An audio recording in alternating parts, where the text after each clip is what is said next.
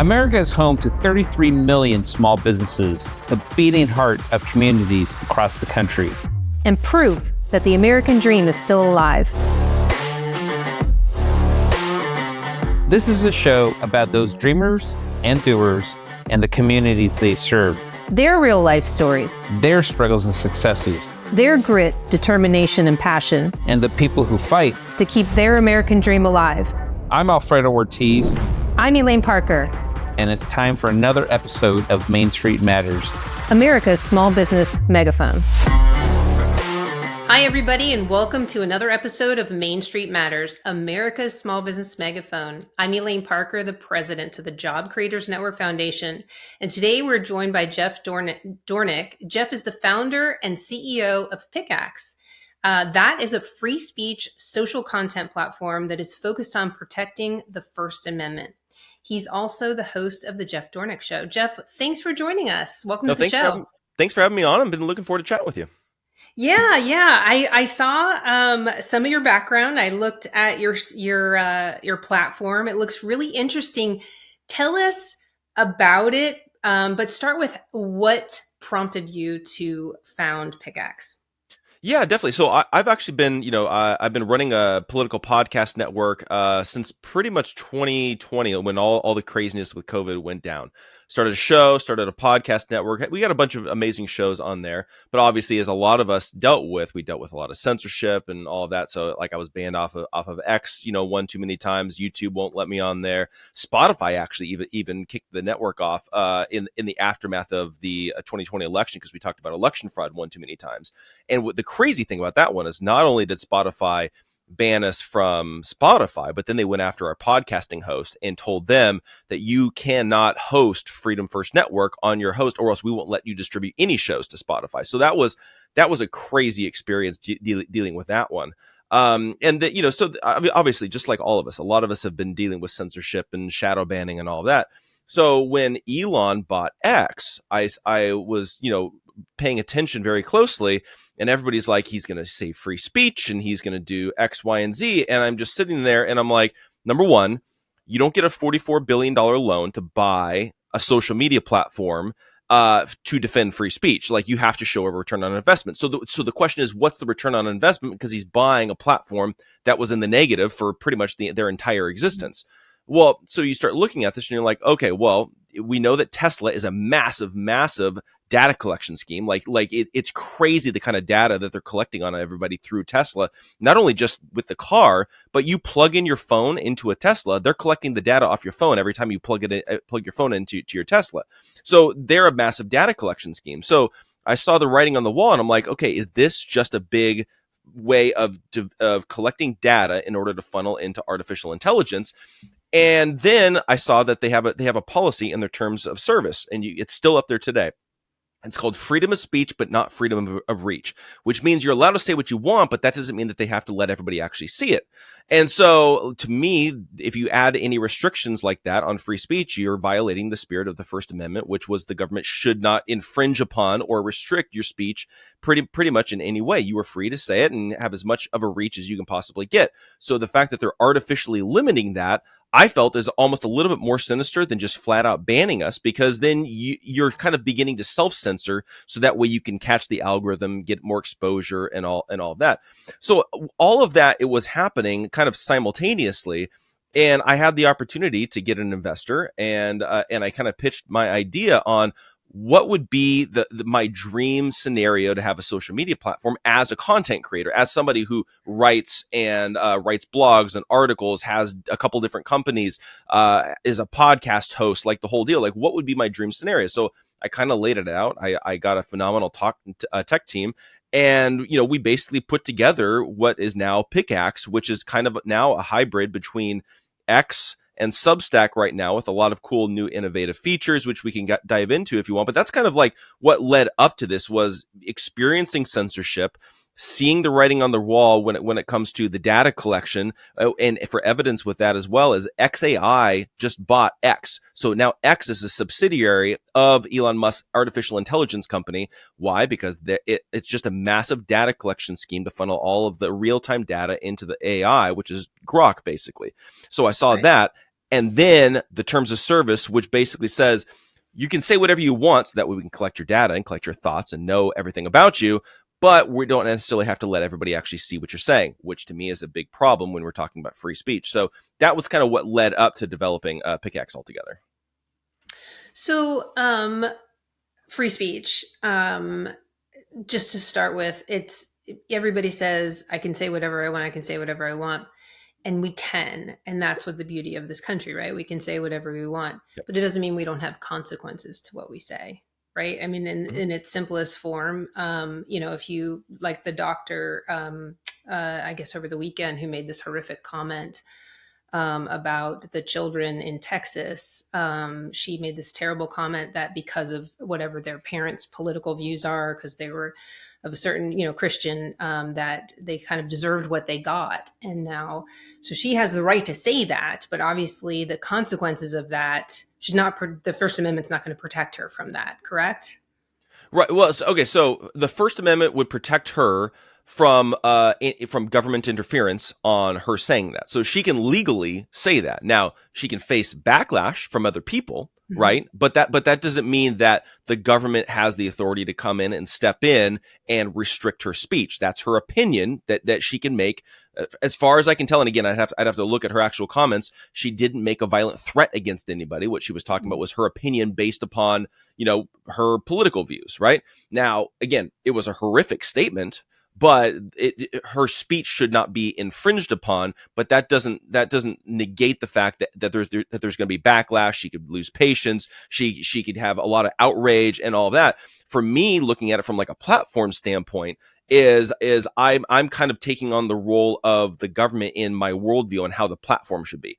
I don't think that the platform should basically say, "Oh, you said this horrific thing. We're going to shut you down. We're going to kick you off the platform, or we're going to delete your post," because now what you're doing is you're basically being the arbiter of what truth is and what morality is. And I don't feel like I should be in that place. I feel like what should happen is you allow that to be there, and then you allow people to respond. You allow people to see the horrific thing that she said, and then allow the natural ramifications to happen to that. So that's kind of the difference between, let's say, the way that I look at it and the way a lot of these big tech platforms look at it, is they see it as, she said something horrible. We need to do something about this. And I'm saying, she said something horrible. Now let's let the natural response happen and play out. And maybe one of the responses will kind of wake her up to realize, oh, you know what? Maybe what I said did cross the line right there. But if I become the arbiter of what she should or shouldn't say, now it's just going to kind of piss her off, and she's just going to feel more emboldened and go to another platform and say even more horrific things. Well, she kind of becomes the victim then, right? Yeah. Yeah. Well, it's the same thing with what happened with Alex Jones, right? Alex Jones was one of the first people to get kicked off of all the platforms, right? Mm-hmm. And then what ended up happening is, all big tech decided Alex Jones was saying too many horrific things about Sandy Hook and X, Y, and Z, fill in the blank. So then they kick him off of all the platforms, and then he becomes more powerful, because he becomes more emboldened, because he sees this as an attack on him. His viewers and his listeners and supporters see it as an attack on him, and he becomes bigger and bolder and brasher and has a stronger audience, and had until obviously the government, was weaponized against him, was making more money than he ever made in his entire life after getting kicked off of social media. And so I think that it's one of those things where it's almost the Barbra Streisand effect, where it's literally they turn this into an issue that it didn't have to be as big as they wanted it to be. If they felt like Alex Jones was saying horrific things, it's like, okay, let the people decide that. Let the people respond and say, look, Alex, what you said was horrific. You shouldn't have said that. That's the natural ramifications of what should happen, not stepping in arbitrarily and shutting somebody down. So Job Creators Network experienced some of that on YouTube during COVID, as many conservatives did. But it was interesting why. So what we did, there was this whole summer of love with all the rioting after George Floyd, and there was so much violence in the streets, and you'd have these reporters from mainstream news out there saying it's just a lot of love and peacefulness, and in the meantime we had other news stations that were recording cars being turned over and lit on fire, and breaking into stores and crashing windows and things like that. So we compiled all of that news footage, which was played on news stations across the country, and put it into just a montage, and kind of asked the question, peaceful? And so this stuff had already been out there in the public domain on these news stations. It was news footage. It wasn't some, amateur that went out there and put it on his own YouTube page. We took it, compiled it, and created a pretty impactful narrative in that these people are lying to you. This is not peaceful. And it was banned. It was taken down as being violent content. It's insane the kind of steps that they'll go to silence content, and the justifications that they'll use for something like that. Like when I was kicked off of Twitter back in the Jack Dorsey days, I had interviewed a Black conservative that was running for Senate out in Illinois, and it was in the heart of COVID, obviously. And I had asked him why was the African American community so hesitant to get vaccinated. And his response was that we still remember the Tuskegee experiments. We still remember how our government lied to African American men, gave them syphilis, gave them all these sorts of things, did testing on them without informed consent. And then that lasted for 30 years or something like that. It was crazy. And they're like, that is still in the back of a lot of our minds. We don't trust the government when it comes to experiments and experimental drugs and all that kind of stuff. So that made sense to me. So that was posted on Twitter, and they said that talking about the Tuskegee experiments was promoting vaccine hesitancy. And then not only did they shut the show down, but they permanently suspended me from Twitter just for having that conversation. And that goes to show just how focused they are on their narrative and on their propaganda. And they have this very narrow Overton window that they will allow you to discuss and talk about. Now, the problem that we have today is that, back then it was kind of like you have this narrow Overton window, and if you don't fit into that, we're going to kick you off. Now, with Zuckerberg and Elon Musk getting more into, we're free speech platforms, what they're doing is they have the same narrow Overton window. Maybe it's over different topics, depending on what their pet projects are and all that. But it's now they're not kicking you off permanently. What they're doing is they're kicking you out of the algorithms, right? So now you're being what we would refer to as shadow banned. If you are outside of the Overton window, now you're not going to get seen. Now you're not going to get any exposure, even to people who followed you, who basically said, I'm following this person because I want to see what they're saying. If you're outside of that Overton window, sorry, even your own audience can't see your content. And I think that's what's so sinister right now with what's happening, is that you could earn an audience of 100,000 people, 500,000 people, 1 million people, and you're still getting 100, 300, 500 views on any one single post because you're not talking about the things that they want you talking about. And that's, again, a major problem. So tell me about what Facebook is doing with its AI cloud processing in relation to your camera roll, because I know a lot. I'm on Facebook. I mean, everybody's on Facebook, and that's a little frightening. I read a little bit about it, but tell our audience about that. Yeah, so what Facebook is doing, and basically Meta, they're doing this, I believe, for both Facebook and Instagram, is they're actually and this is an opt-in feature, so it's not required. But what they do is they're giving you a pop-up, and they're saying, we would like to basically enhance your experience on our platform. So what we would like you to do is give us access to your last 30 days of photos on your photo reel. Photos, by the way, that were not posted on Facebook or Instagram. Even if you never intend, they want access to those. So that way they can, quote unquote, give you better filters or, better experiences or better features, tied to you. Now, what Facebook has said is that, this is not, they're not using this to train their artificial intelligence across the board. they are using AI directly in regards to you, and so they're taking that information. I think they're using AI and algorithms and a couple different things in order to kind of customize your experience, but that's very specific to you. And Facebook has been very clear that we're not doing this on an overarching AI, training scheme. This is directly tied towards you. The problem is when you look at the terms of service, it's very vague about the future and what they could do with it, right? And so what they could do is they could actually change the terms of service tomorrow. And then now they already have access to your photos, and then they could actually take all those photos and then begin to train their artificial intelligence. And here's the problem, because I think this is what a lot of people discussing this story have been missing. Is if you go back, even a couple months, Facebook announced that they're investing $65 billion into developing artificial intelligence. But it's not just AI, like another chatbot or, Grok or whatever it is.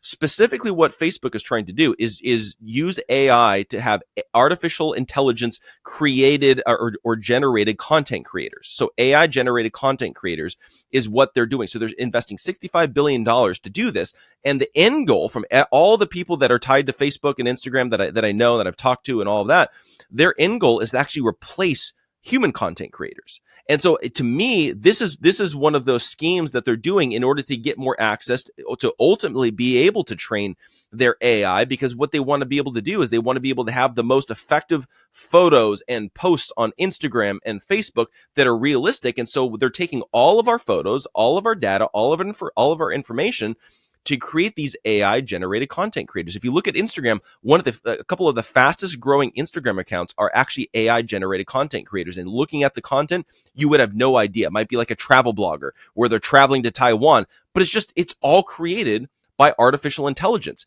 It's pretty crazy when you dive into that. And because what they're trying to do is they're trying to make it to where, number one, they don't have to pay content creators any kind of revenue share, any kind of earnings or anything like that. So they're cutting them out, which again helps their bottom line. But number two, like we were talking about earlier, they can have an Overton window to where they can actually arbitrarily decide this is the kind of content that we're going to allow on the platform. Then they can brag, we're a free speech platform. But why are you a free speech platform? You're a free speech platform because you control everything that's being said, because you control the AI.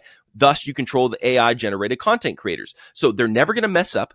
They're never going to say anything that has to be censored, and you're never going to piss off advertisers, because the advertisers aren't going to feel like, oh, I need to protest this, because guess what? Facebook controls all of the content creators. What they're trying to do is they're trying to get us to be basically all consuming blobs of flesh. We become consumers. We're just sitting there consuming everything. They don't want us to have a voice. They're trying to take away our voice so that way they can control the narrative, and that we just consume everything and absorb everything. And that's really what they're trying to do. It gives them all control over everything that's said on the platform. And how's your platform different then? Do you collect data as well, or how does that work for you? Yeah, we collect very little data. We do some general data in regards to, okay, what features are being used, what's being used the most, like things along those lines. But when it comes to advertising, we don't collect data for advertising. Like you're on Facebook and they start advertising something you just talked about on the phone 3 minutes ago. It's a little creepy, a little weird. Totally. We don't do any of that. So the way that we actually target our ads is around the content that's being posted. So like we have the ability to post social media posts or write articles. So like in our articles, the way that we target our ads is based upon the topic that's being discussed in the article, and that we can tie the appropriate ad that coincides with that. So by doing that, I don't have to stalk anybody. I don't have to collect anybody's data. I don't have to do any of that kind of stuff. Also, we're a very human-centered social media platform to where we're not leaning into the AI world. We're actually going very hardcore in the opposite direction. So I'm not collecting any data. So, to funnel into AI like all these other platforms are. What I'm trying to do is I'm trying to use technology to create a very human-centered platform where we're trying to weed out as many of the bots as we can, make sure that we're not having AI take over, and we're doing that through our verification process, and making it to where we can kind of bring back that human to human connection. If you're on X, for example, approximately, from what I understand, 80% of the accounts on X are run by AI and bot farms. So a lot of times you get into these Twitter fights or Twitter discussions or whatever it is, the vast majority of those conversations, you're talking to a robot and you have no idea. And that's what's crazy. So we're trying to bring back this human to human connection. We're also going to be integrating live in-person events where you can kind of be face to face with people and all of that, and try to bring back, what social media was originally supposed to be, which was us connecting with each other, not just us being propagandized to by a bunch of robots. How and this is with Facebook, it's an opt-in feature. So something's going to pop up and say, how much do you think the American people understand, or people in general, since people around the world are on Facebook, what it means if they opt into it? I haven't seen the pop-up myself, so I don't know what it says. Yeah. How much do you think they understand they're giving away to open up their phone like that, and potentially have AI go into their phone, every couple of weeks, once a month, to check out their last 30 days of photos? Yeah, I don't think that people understand the implications of it, or the potential. And this is the thing, is that you could make the argument that, look, it's not a big deal. I don't have anything to hide. It's 30 days worth of photos, and guess what? I get a better experience on Instagram and Facebook. Like that's a valid perspective to have. My concern isn't on the micro level, and this is what I've been talking about a lot about. AI in general on the micro level, I don't think is a bad thing, in the sense of, a lot of times it helps you to streamline your experience, whether it's on a social media platform or even just to help you with work. There's so many people that just work for themselves and are individuals with small businesses. They don't have time to do every which thing they can possibly do. So from that standpoint, it makes sense. Use AI to streamline and be more effective with your time and your energy and your experience and all that. My concerns are more on the macro level. What's the end game of what these big tech platforms are actually trying to implement with artificial intelligence and the massive data collection and all of that? That's my concern, because you listen to guys like Elon Musk and Sam Altman and Mark Zuckerberg and Bill Gates. They're all talking about the same thing, that within the next 10 years, they believe that they can replace the entire human workforce with robots and artificial intelligence, like within a decade.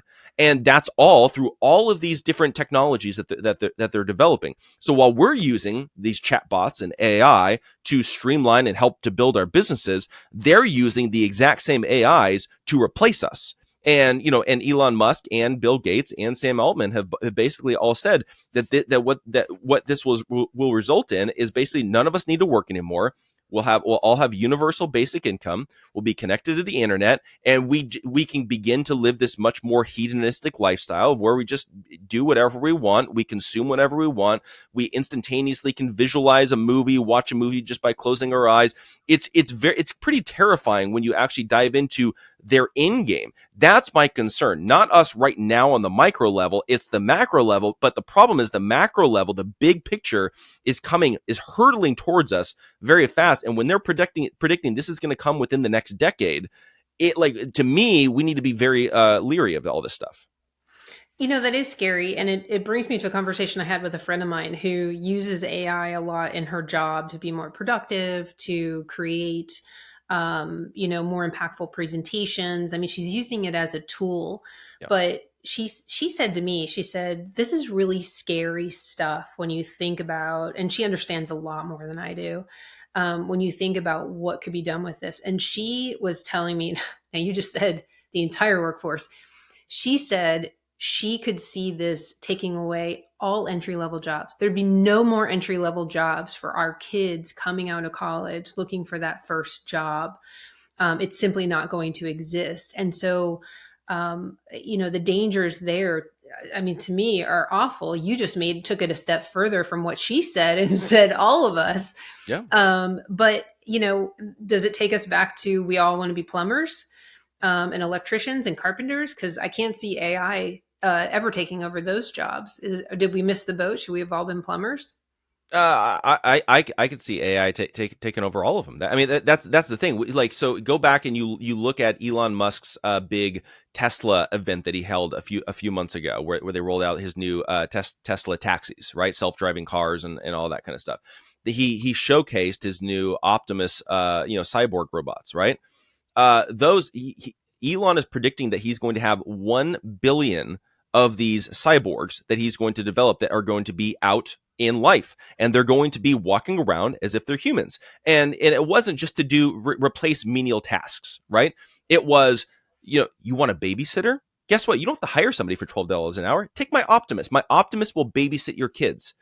Your kids will be taught by a robot cyborg. Think about how much more effective it would be if you have a robot that has access to all information, teaching your kids about all these different kinds of things. You want to cook? Great. You have a cook, a server. They were showcasing how Optimus can be servers. They were showcasing how they can be bartenders. They were showcasing how they can do all these different kinds of things. But then there's also a lot of conversations about how it's going to replace a lot of white collar jobs because it has access to all the information. You don't need an attorney anymore if you have access to an AI attorney that has access to all the legal documents. You don't have to worry about, was somebody trained enough? Are they keeping up on all the latest technology? Same thing with doctors. I don't see any job that is not ultimately replaced with artificial intelligence if that's the direction that we're going to go. So it's not even just entry-level jobs. It's going to replace manual labor. It's going to replace factory jobs. It's going to replace blue-collar jobs. It's also going to replace white-collar jobs.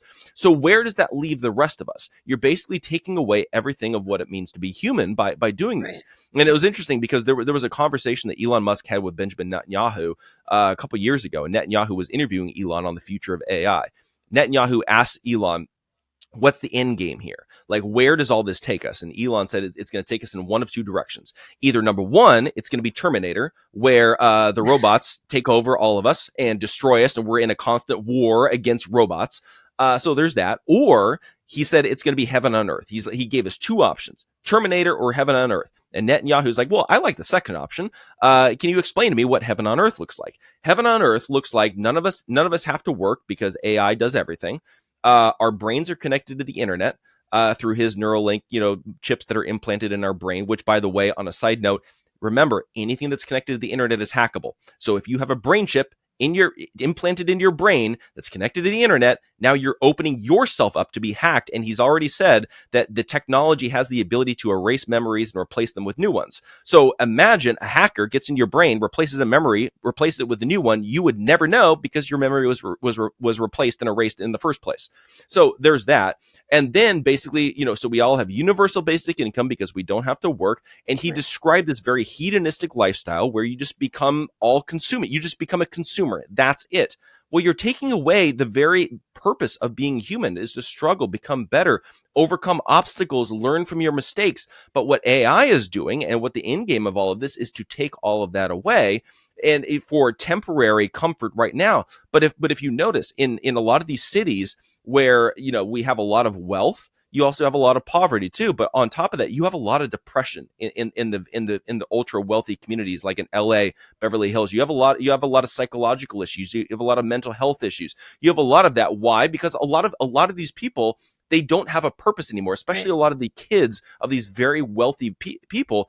They don't have a purpose anymore because they've just been given everything. And then they're constantly in the psychologist's office. They're constantly on medications and then the whole deal. And so imagine you take away everyone's purpose.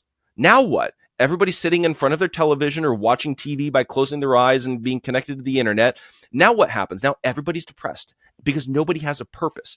That's the end game of all of this. And again, we need to figure out how to do something, having a much more human-centered society and not embrace this technology. So this is all very mind-blowing, and it's a lot to take in and to hear sort of what I consider more of the worst-case scenario. We were talking in terms of entry-level jobs being replaced. We were talking in terms of the paralegals, those jobs going away, but the lawyers still needing to be there. Perhaps some sort of physician's assistants going away, but the doctors still needed to be there. What you're talking about is like a complete takeover. And in the end, who's the Oz? Who's the wizard? Who's at the top of this? There's only a handful of people that are up at the top. It's Oracle with Larry Ellison. It's Elon Musk with X. It's Sam Altman. It's Microsoft.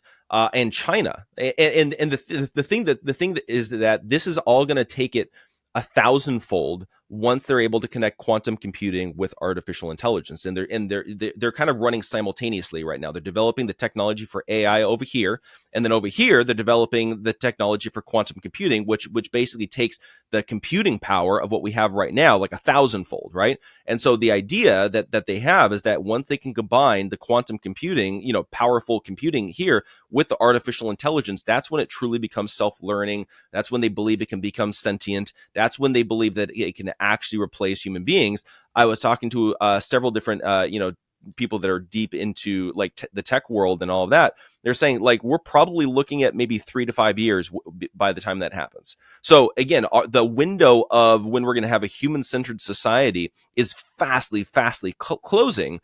And unfortunately, we even have an administration right now that is very open to a lot of this transhumanism and a lot embracing this technology and bringing in Larry Ellison and Sam Altman for Stargate, and using AI with mRNA, which is basically connecting our body to the internet and using that for big pharma and biotech and all that. Like we need to be basically putting guardrails up and restrictions up, not That's what I was fast going to ask. What are some basic guardrails in our few minutes left?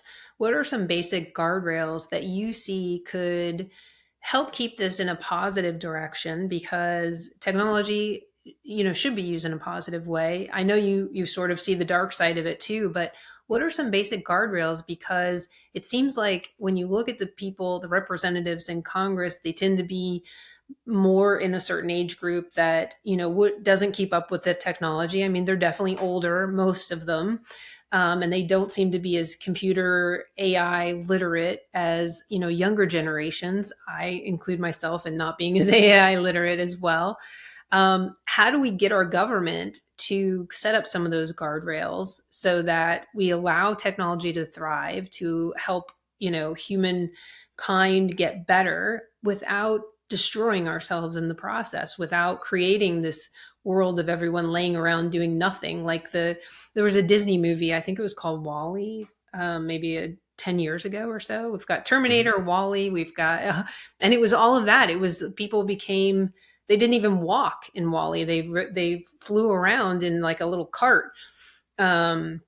And everybody was overweight, and you consume anything. I mean, these were all like, oh, wow, that's so weird. But here, what you're describing is these are all possibilities based on AI. So give us some basic guardrails that our government could do to keep things going in a positive direction. Yeah, honestly, I don't know. As long as these guys continue to develop AI, I don't know if we can have enough guardrails put up to actually protect us. There are definitely certain things, and I think one of the things is just reinforcing our constitutional rights, our right to privacy, our free speech rights. Because like for example, what AI is doing, the way that it's set up, it's basically plagiarizing all of us. It's basically taking all of our information and then repurposing it without citing its source. Hollywood actually just had a big fight over this during the last writer's strike, because what the studios were doing was taking all the scripts that the writers had written and then putting it into AI and then using that to write the first draft of the script. So basically plagiarizing the entire industry of screenwriters, but not paying out any royalties, not paying out any money, and using it to cut them out of. So they're using their own work to cut them out of earning a living. So that was a big fight that was happening during the writer's strike. So I think that there are some guardrails to where we can actually protect our constitutional rights, make sure that we're not having our work stolen, make sure that things are being cited properly. If people need to be earning a royalty, they're earning a royalty. There's definitely some guardrails, from that standpoint. I also think that we need to be very leery and be able to hold these big tech platforms and these biotech platforms accountable for any negative ramifications that happen from all this, especially because they're trying to blend human biology with a lot of this technology. So if you implant a brain chip, okay, more than likely it's connected to either 5G or Wi-Fi. Are they going to be held responsible if you start dealing with EMF or radiation or cancers that pop up because of dealing with like the internet and the waves that are going into your brain? Are we going to hold them accountable for that kind of stuff? And then on top of that, then we're dealing with the massive data centers that are going to be installed around the country. And part of the big beautiful bill that luckily it was cut out was that local governments could not put any restrictions on these AI companies on regulating AI, but specifically when it comes to zoning laws. So what they're going to do is they're actually going to be putting a lot of these data centers different places around the country, places where they need access to water, they need access to certain kinds of resources and electricity and all that kind of stuff, which will impact local communities. I feel like people should have a right to decide, do we want one of these massive data centers coming in and taking up all of our resources? I think that we need to foster a more open conversation, because I feel like a lot of the decisions that are being made from a governmental standpoint in regards to the development of artificial intelligence is being done behind closed doors by the elites, and we basically have no say in it. And I think that we need to make sure that we do have a say in this, because it's going to impact us. It's going to impact our constitutional rights. It's going to impact our local resources. It's going to impact our local communities. And I think for a lot of people, they don't understand what's going on. So it's kind of like, oh, it's out of sight, out of mind. But this is coming very, very fast, and we need to do something about it, both locally and federally. It is. I do see it coming fast, because when you think back to when Elon bought Twitter, and we were seeing some of the hearings go on with the heads of Meta and Twitter with Jack Dorsey, and Google, those conversations seem moot at this point, because they've moved on to bigger problems with AI, or bigger issues that we could face in the future with AI than when they were talking about algorithms and suppressing certain posts or that conservatives were posting during the pandemic. But can you tell our listeners where they can go to find your platform? Yeah, definitely. So right now you guys can go to pickaxe.com. So it's pickax.com. And again, it's a totally free speech platform, but we've got a lot of tools, especially for small businesses and content creators that you can actually take advantage of. And, obviously, if you build an audience or you get your customer base over there to follow you, they're going to have actual access to you. We're not going to get in the middle, which I think is a huge thing. We're also rolling out an email newsletter component as well, very similar to Substack, but to where you can actually collect emails. You can build an email list. You can import, export. You control your own email list, but you can actually send emails directly through that. So that'll help you to gain even more direct access to your audience as well. And then in addition to that, if let's say you're a content creator or you're a blogger, you have a show, we have a lot of effective ways to actually help you to be able to monetize it with multiple streams of income and the whole deal. So we're setting that up specifically for that purpose. And so we're web-based. You guys can go to pickaxe.com. We're rolling out the iOS and Android app coming up here in the next 6 to 8 weeks. We're finishing up developing it right now, but that'll be out. We just had some extra hoops to jump through to make sure we can be a free speech platform on Apple and Google. But you guys can do that. We've got a lot of amazing people already on there. Children's Health Defense is on there. Daily Clout's on there. And Vandersteel, a bunch of amazing people are already on there. So you guys can go check that out. And and we're just trying to figure out different ways to use technology to help boost you and build up your voice and kind of foster that human to human connection, which I think is sorely lacking on social media today. For sure. Well, Jeff, thank you so much for taking the time to join us and give us all of this background in this area that most Americans, normal, average Americans, probably don't know a lot about. And I consider myself one of those normal, average Americans. Thank you so much for taking the time to join us on Main Street Matters. And thank you all for taking the time to tune in. Main Street Matters is part of the Salem Podcast Network. New episodes debut every Wednesday and Friday. You can find us on salempodcastnetwork.com or wherever you get your podcast from. And we'll be back soon with another episode. Bye for now.